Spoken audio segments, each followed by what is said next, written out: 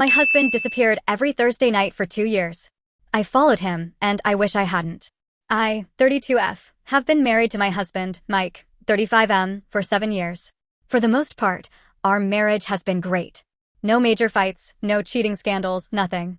But about 2 years ago, Mike started leaving every Thursday night. Same time. Same excuse. Work stuff. He'd leave around 7 p.m. and come home close to midnight. Whenever I asked questions, he'd just say he was helping with a project and that I didn't need to worry. At first, I believed him. But after 2 years, I started noticing weird things. He'd shower immediately after coming home. He always looked emotional. And one night, I found him crying in our garage. When I asked what was wrong, he just hugged me and said, "I'm sorry." Sorry for what? He refused to explain.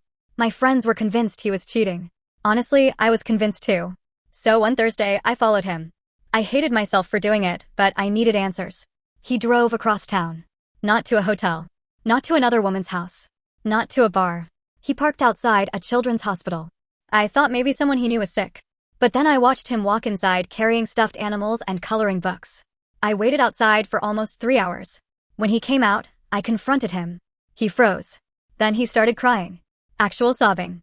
He admitted that before we met, he had a daughter.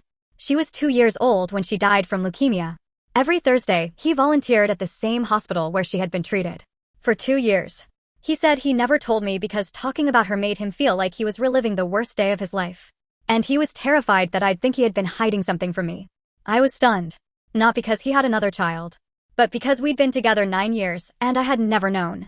Then he told me something that shattered me. His parents had blamed him for her death. His ex-wife blamed him. He blamed himself. And every Thursday, he sat with kids who didn't have visitors because he couldn't stand the thought of them being alone. He wasn't cheating. He wasn't lying because he didn't love me.